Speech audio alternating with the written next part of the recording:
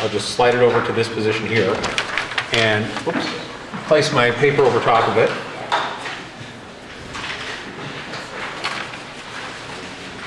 Do the same thing, okay? Follow along with me here.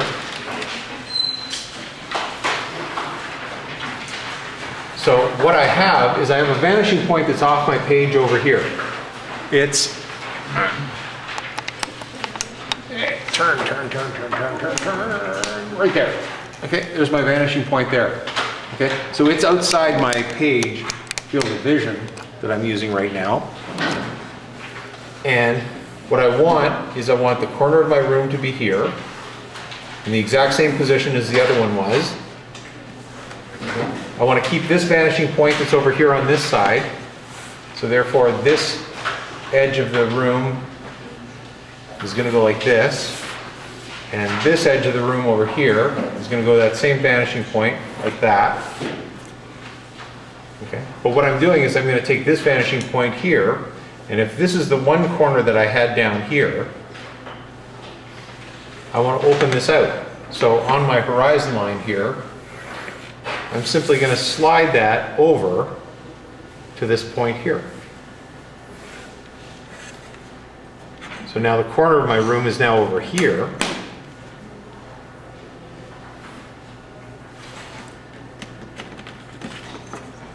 And using the vanishing point that's on that side, now I connect my 2 points here. Again, I don't have any choices. I'm just connecting my corners. Okay. I'm not doing anything special or different or anything like that. So I go like that. If that's my corner there, I have to go to the vanishing point back here on this side. And where those two lines crisscross each other, right there, that then goes straight up and down here. Okay, now I have an open-ended box, which if I continue through my corners here, this is going to continue through here, and I don't need to extend this all the way across here because it's going to connect to this line right here.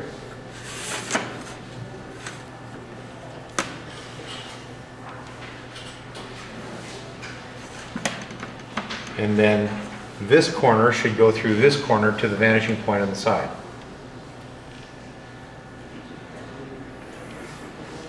So now I've got a 2-point perspective box that I'm outside of.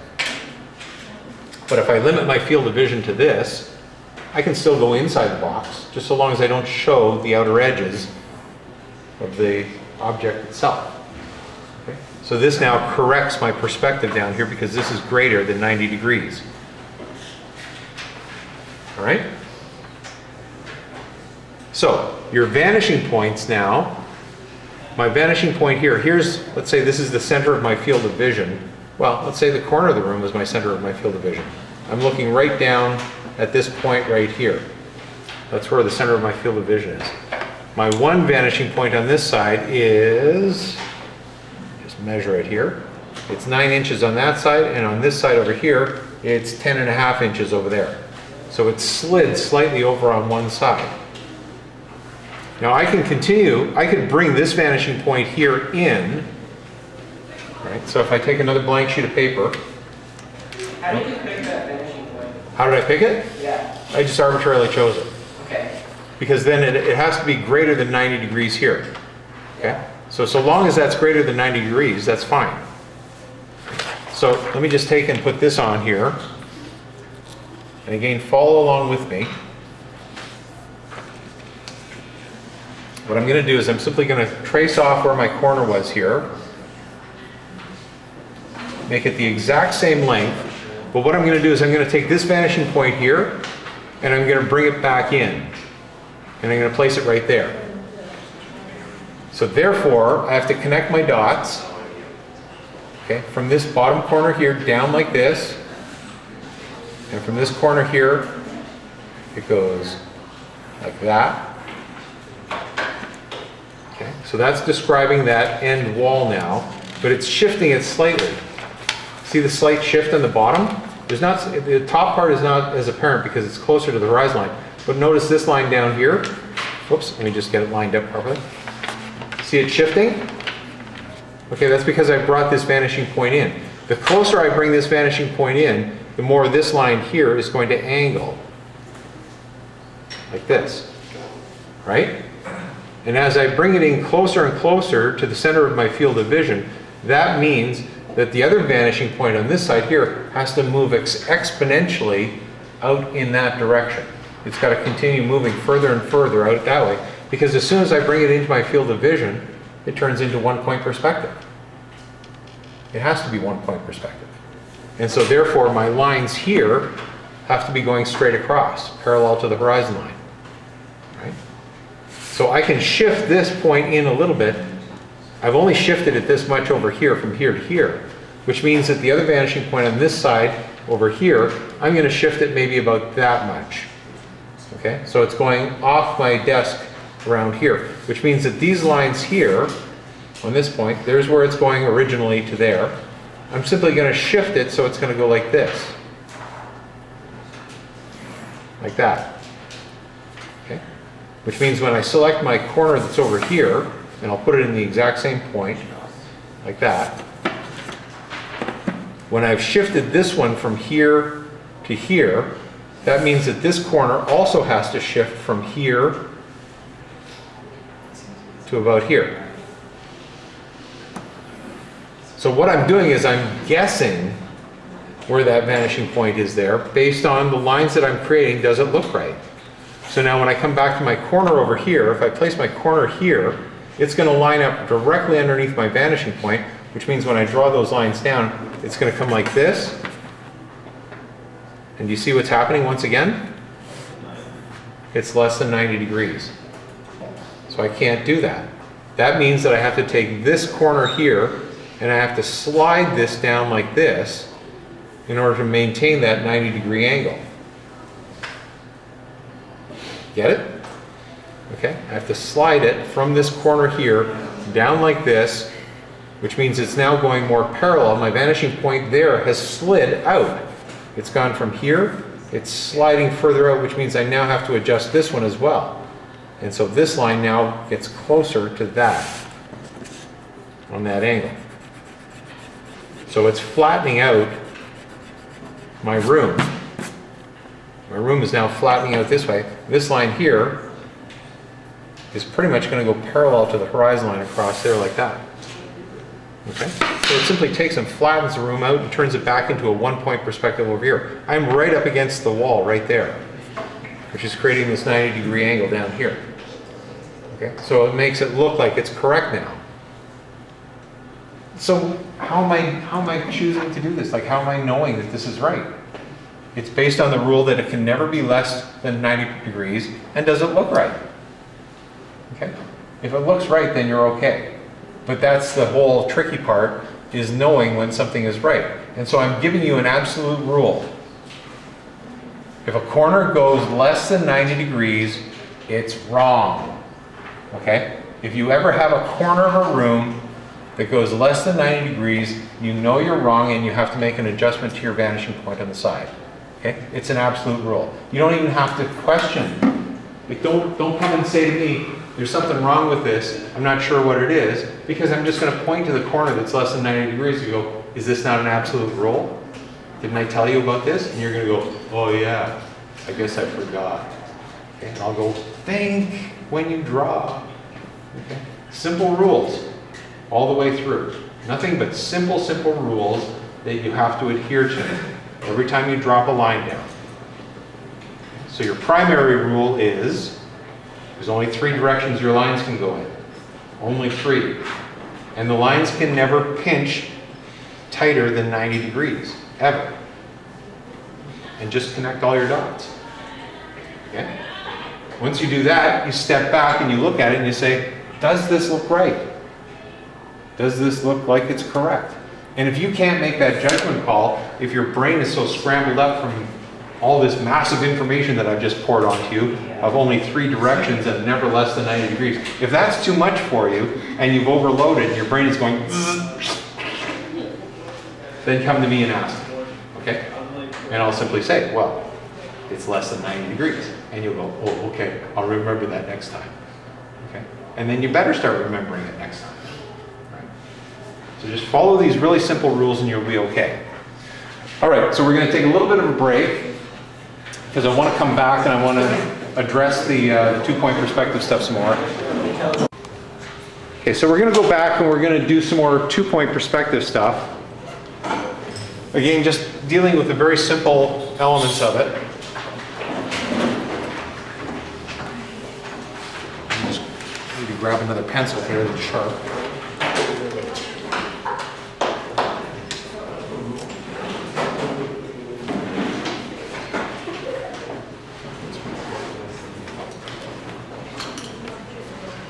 Okay, so this time, let's draw a horizon line. We'll put it right dead center.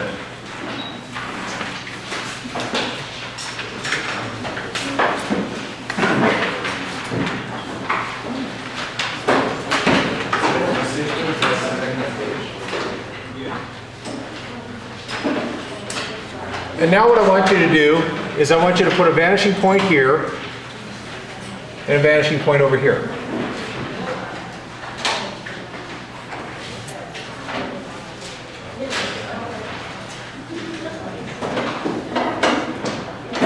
We're just going to do a variation of what we just finished doing, but just doing boxes.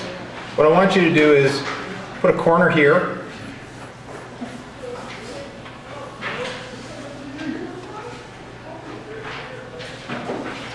And connect the corners. Okay, extend them back to the vanishing point, but not all the way.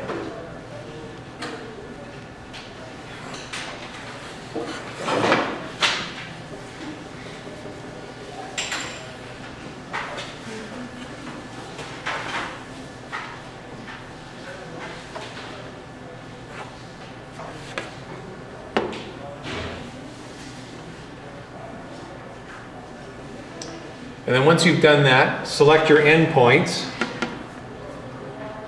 where you want your box edge to end on one side, and then do the same thing on the other side.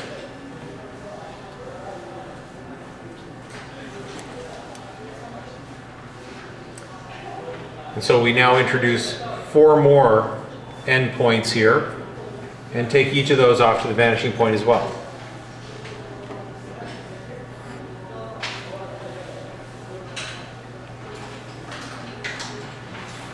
And where these 2 lines crisscross each other, so if we go from here and this line crisscrosses that one right there, that's where your opposite corner is going to be. It automatically falls into place. You don't even have to make a decision about it. It's just right there. Those 2 crisscross points have now created our back end corner. So you draw a line straight up and down.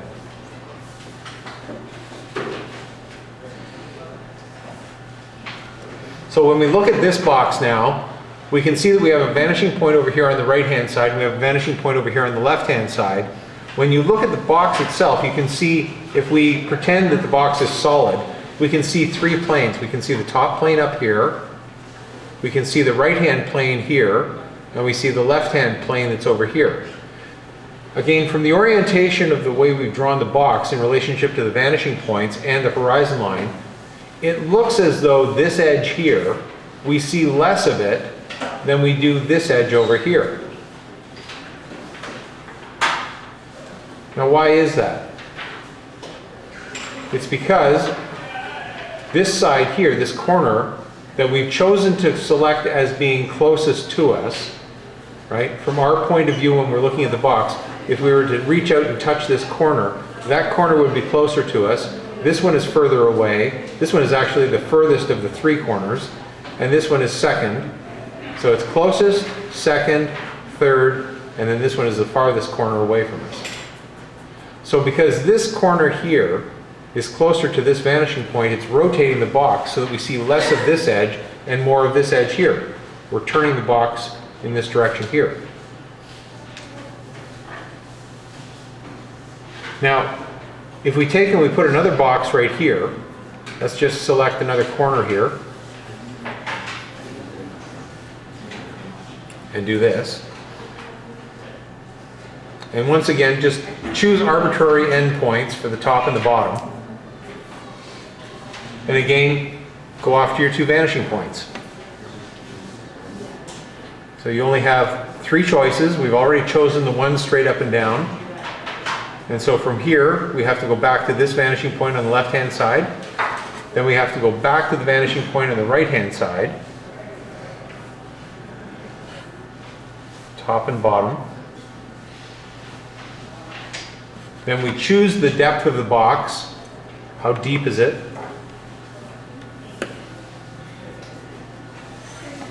And those lines vertically go straight up and down. And again, we've created 4 new points, which then have to go off to your opposite vanishing point. So this point here, up in the upper right-hand corner of the box, it can't go back to this point here. It's already gone there, right? This line is already gone there. So unless we want to extend the box out further to make it longer, there's no point. We can't go straight up and down because we've already done that to define this edge. So the only other choice that we have now is to go back to this vanishing point over here. So once you start making decisions, you start limiting your choices, and it becomes automatic. So if I take this corner back here, the upper left-hand corner, to the opposing vanishing point, because I can't take it back there, I've already done that. I can't go straight up and down, I've already done that. There's no other choice but to go to the opposing vanishing point, and where those 2 lines crisscross each other right there, that's the corner. So if I stop right now, what I now have is a solid box. I can't see into the box. But let's say I do want to see inside the box. Let's say I want to take away the lid and I want to see down inside. Then what I do is I draw from this corner here straight down parallel to the other corner, but stop the line right there. And now I can see down inside the box with the lid off.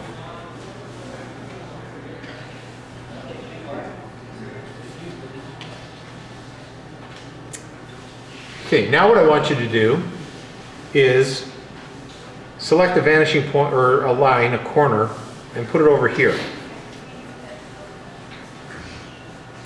Put it on the left-hand side of the vanishing point over here.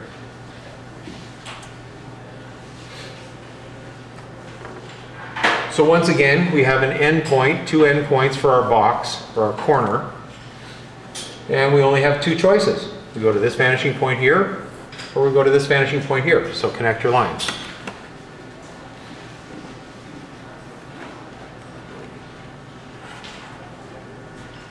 the top and the bottom go here.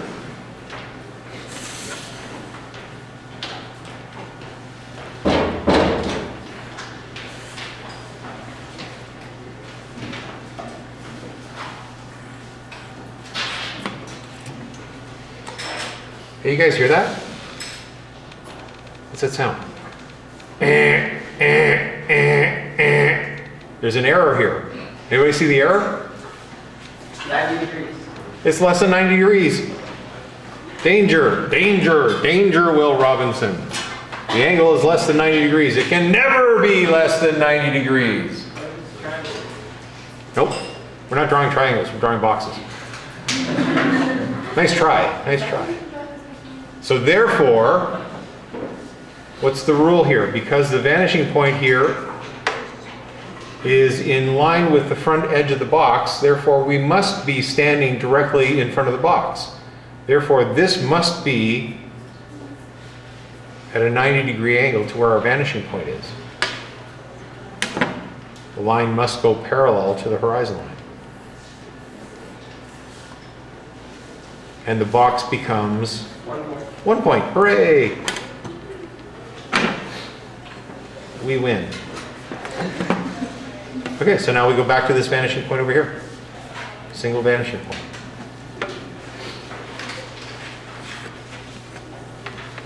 Then we choose our end.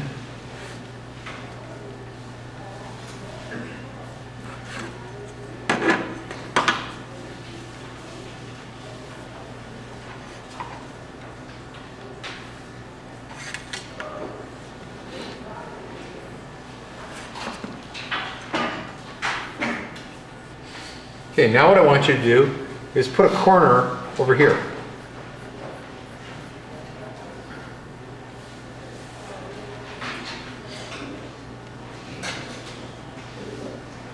Choose your 2 end points, your lower point and your high point. Go off to your vanishing points.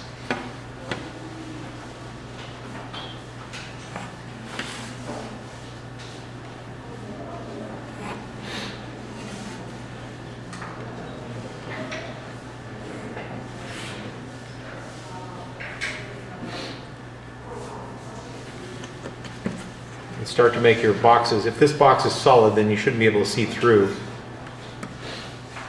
that one. Choose my end points here. Oops.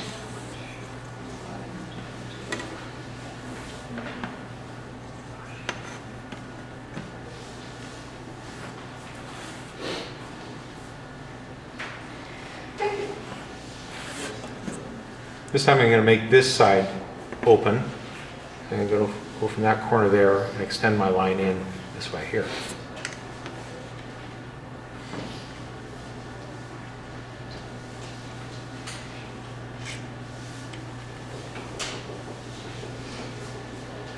Okay, so when we look at our boxes now, we have 4 boxes here. These 3 boxes here are going to these 2 vanishing points over here and over here. So if we were to limit our field of vision to this area right here, like that, it would work fairly well because our vanishing points are outside of our field of vision. But once we start to introduce this vanishing point over here, we want to run into a little bit of a problem with the lines that are here, that are going to the vanishing point over here, and the lines that are here, going parallel to the horizon line. They don't quite match up. These lines are appropriately going to the same vanishing point, but the problem is now this line here is not doing what this line over here is. So if our field of vision is here, it appears that this box has twisted on the surface in relationship to this one. And it looks kind of strange.